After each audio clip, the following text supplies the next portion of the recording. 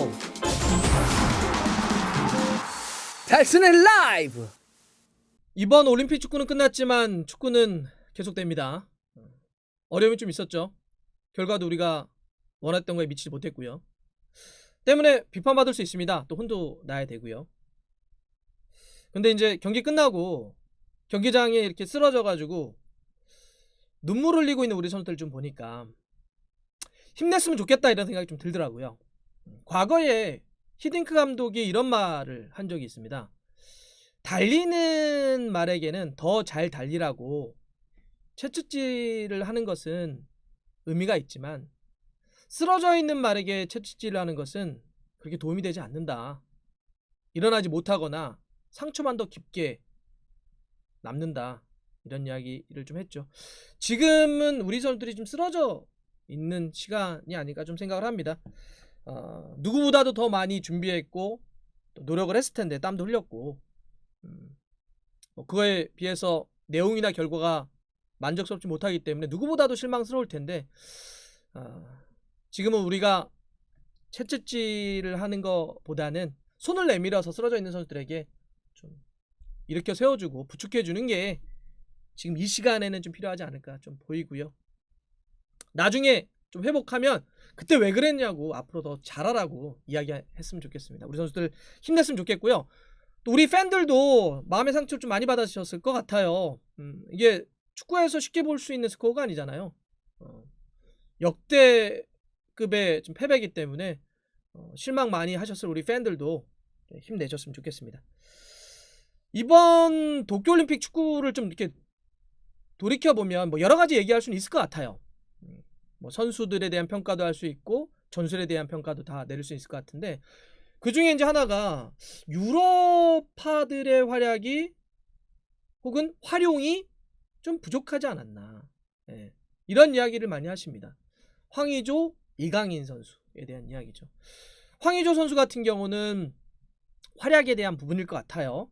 원톱으로서 좀 고립된다든지 좀 더 다른 선수들과 조합을 하면서 공격의 어떤 파괴력을 끌어올린다든지 아니면 개인의 어떤 폼, 컨디션의 문제라든지 좀 아쉬움이 있었죠. 뭐 하긴 황의조 선수는 프랑스 리그에서 계속 뛰면서 또 바로 월드컵 예선 치르고 그대로 올림픽에 왔기 때문에 거의 쉬지 않고 달려왔죠. 체력적으로 좀 부담스러웠을 겁니다. 이강인 선수는 활용에 좀 더 방점이 찍혀 있는 것 같아요. 이강인 선수를 좀 더 잘 썼으면 출전 시간의 문제라든지 뭐 선발의 문제라든지 이걸 포함을 해서 좀 더 잘 활용했으면 어땠을까라고 하는 아쉬움을 좀 많이 얘기를 하십니다. 어떻게 잘 쓸지 실험은 그 누구든지 간에 본선 전에 하는 거잖아요. 평가전을 한다든지 이럴 때 해야 되는데 결과적으로 이강인 선수는 본선에 와서 실험을 한 셈이 됐죠. 이강인 선수를 어떻게 하는 게 제일 좋은지 선발로 넣었다가 교체로 넣었다가 교체도 뭐 제로톱으로 넣었다가 뭐 변화를 이런 식으로 줬단 말이죠. 미리 했어야 될 것이 본선에 와서 됐기 때문에 아쉬움이 있다. 이런 황의조 선수에게는 활약에 이강인 선수에게는 활용에 좀 더 아쉬움이 남는다 이런 얘기 좀 많이 하십니다. 근데 기본적으로는 사실 그게 어디에서 뛰건 간에 가장 중요한 것 기본은 소속팀에서 꾸준하게 잘 뛰어야 돼요. 그래야 대표팀에 와도 잘하는 거죠. 그런 점에서는 이 황의조 선수와 이강인 선수가 새로운 이제 유럽 시즌에 있어서 변화의 가능성이 있습니다. 소속팀이 달라질 가능성이 있어요. 그래서 이거를 좀 주목해 보면서 이 두 선수가 새로운 팀에서 얼마큼 잘 뛰느냐는 두 선수의 어떤 커리어에도 중요하겠지만 이게 결과적으로 또 대표팀과도 연결될 수 있기 때문에 우리가 좀 주시할 수 있는 그런 내용인 것 같습니다.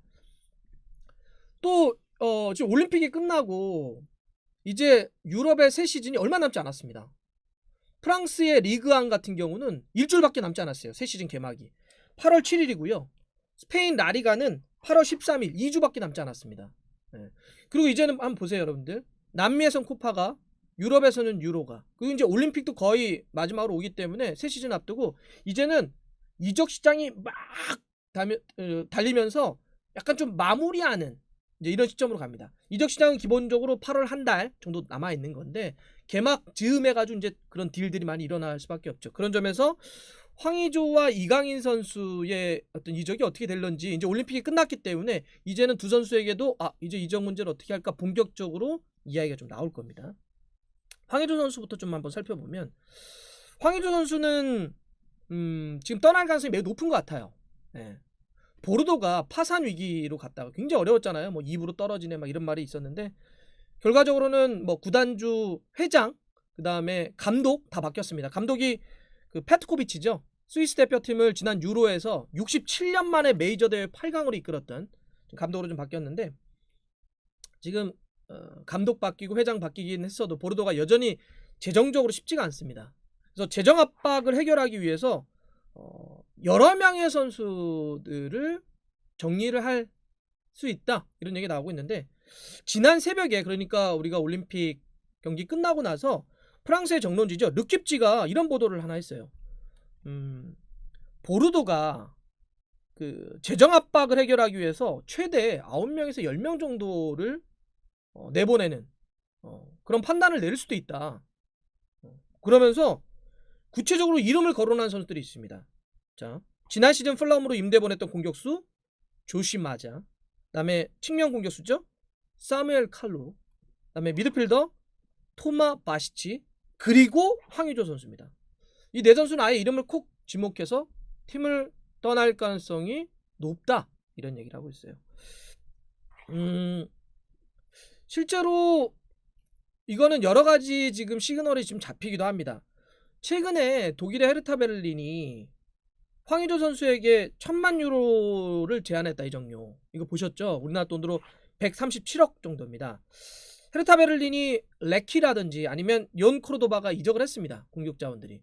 그러면서 그 모나코에서 백업 공격수로 뛰었던 요베티치를 데려왔어요. 과거 맨시티에서 뛰었던 그 선수인데 근데 이 요베티치가 지금 30도 넘겼고 최근에는 거의 쪼코로 정도 많이 뛰었던 선수이기 때문에 헤르타 베를린도 좀 공격수가 좀 필요합니다. 네, 좀 무게감 있는. 또 지난 시즌 14위였기 때문에 순위 더 끌어올리기 위해서는 지금 전력 보강이 좀 필요한데 그래서 보르도에게 황의조 선수를 좀 보내달라 이렇게 이야기를 한 거죠. 테크니컬 리포트 관련해서 나온 걸 봤더니 황의조 선수를 평가하면서 기본적인 속도와 파워가 헤르타 베를린에게 굉장히 도움이 많이 될 거다 이런 평가까지 내렸더라고요. 그런데 지금 보르도는 137억은 우리가 보낼 수 없는데 그건 너무 좀 돈이 좀 작은데 이런 이야기를 하고 있어요. 근데 이렇게 보르도가 협상을 할 때 좀 이렇게 높은 위치에서 이런 것도 거절할 수 있는 이유는 여러 팀들에서 지금 황의조 선수에 대한 이야기를 하고 있다고 해요. 어제 그 올림픽 축구 멕시코전 보시면서 저희 함께 봤잖아요. 무슨 소통을 저희가 했었는데 함께 그 우리 쪼우가 현직 피파 에이전트잖아요. 그래서 어제 그 라이브로 보신 분들은 아마 들으셨을 텐데 프랑 쪽에서 자기가 이제 거래를 하는 에이전트 쪽에서 연락이 왔대요. 그러니까 멕시코전기 지난 새벽에 와가지고 황의조 선수에게도 좀 문의를 했다고 합니다. 지금 프랑스 내에서 한 3팀 정도가 황의조 선수에 대해서 좀 오파할 생각이 있는데 그에 대한 어떤 의견을 좀 나눴다고 합니다. 그래서 그런 라이브 때 직접 좀 자기가 밝혔던 내용입니다. 그만큼 지금 관심들이 있기 때문에 보르도 입장에서도 저울질을 하는 거죠. 가장 좋은 조건에 가장 많은 이적료를 제시하는 팀에 보낼 것이다. 황의조 선수와 지금 보르도는 계약이 2년밖에 남지 않았습니다. 그리고 황의조 선수도 지금 92년생이기 때문에 지금 뭔가 결단을 해야 돼요. 결정을 해서 여기서 남아서 뭔가 좀 큰 계약을 하건 팀을 떠나는 큰 계약을 하건 지금이 만으로 아직 30이 되지 않았기 때문에 지금 뭔가 하나 딱 해야 되기 때문에 지금 되게 중요한 순간이고요. 지금 제가 듣기로도 황의조 선수 본인도 팀을 옮기려고 하는 그런 마음을 좀 굳힌 걸로 알고 있습니다. 그래서 이번에 이건 올림픽 사실 상정하고는 관계가 없다고 해요. 이미 황의조 선수는 프랑스 리그에서 일정하게 골을 넣어주면서 검증이 됐기 때문에 프랑스에서는 이미 황의조 선수는 어느 정도 입증이 된 공격수다. 그래서 지금 올림픽과 결과와는 상관없이 아마 이적 가능성이 높다 이렇게 좀 보입니다. 아마 이제 올림픽 끝나고 유럽에 돌아가게 되면 이적의 그런 이 협상이나 이야기들이 본격화될 가능성이 높습니다. 이강인 선수로 한번 좀 가보면은요. 이강인 선수도 지금 상황은 좀 마찬가지입니다. 발렌시아가 어렵죠 상황이. 돈이 별로 없습니다.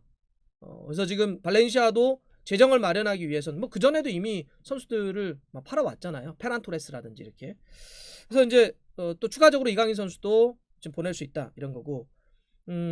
얼마 전에 이탈리아의 삼프도리아가 이강인 선수를 원한다 이런 이제 보도가 있었잖아요.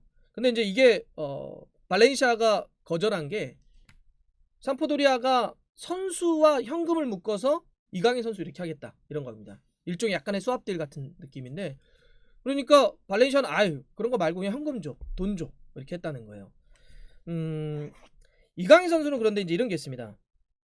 계약 기간이 1년밖에 안 남았어요. 발렌시아하고 1년 남았다는 건 뭘 의미하냐면 이적 협상 과정에서 주도권이 선수에게 있다라고 하는 걸 의미하는 거예요. 이강인 선수는 여전히 좀 나이가 어립니다. 2001년생이고 2월생이기 때문에 지금 만 20살인데 계약 기간이 점점 가게 되면 어떻게 되죠? 구단은 계약이 만료하고 팀을 떠나게 되면 이적료를 한 푼도 못 챙깁니다. 자유계약으로 팀을 떠나는 거기 때문에 선수는 만약에 자유계약으로 떠나게 된다면 이적료가 없기 때문에 데려가는 팀이 연봉을 굉장히 올려서 줄 수 있어요. 그러니까 선수는 지금 급할 게 없습니다. 여러 가지 이제 오퍼를 좀 기다리면서 하겠다는 건데, 만약에 이번 여름에 오퍼가 강하지 않다고 한다면, 혹은 마음에 드는 팀이 없다고 한다면 1년 기다렸다 떠나도 돼요. 그러면 계약을 그 대신 연장하지 않는 거죠. 연장은 그대로 두고 1년이 지난 다음에 자유계약으로 떠나게 된다면 좋은 조건에 갈 수는 있습니다. 근데 중요한 거는 이강인 선수가 이제는 소속팀에 좀 더 본격화하면서 자기 경쟁력을 끌어올리고 입증해 보이는 이런 과정들을 밟아야 될 것 같긴 해요. 라리가에서 벌써 데뷔한 지 3번째 시즌이 됐고요. 4번 시즌에 돌입하게 되는데 이제는 진짜 자기의 어떤 꾸준함을 증명해 보면서 이게 대표팀이나 다른 커리어까지도 좀 이어져야 될 것 같습니다. 아마 두 선수 다 시즌 개막도 진짜 얼마 안 남았고, 또 지금의 팀의 사정이라든지 흐름을 놓고 봤을 때, 올림픽이 또 끝났다라고 놓고 봤을 땐 이적의 이야기들이 본격화될 겁니다. 중요한 거는 정말 소속팀에서 잘 뛰고 꾸준하게 뛰어서 이번 올림픽에서의 아쉬움을 다음에는 좀 많이 덜어냈으면 좋겠어요. 잘 됐으면 좋겠습니다. 분위기도 확 바꿨으면 좋겠고요. 새 시즌도 화이팅입니다.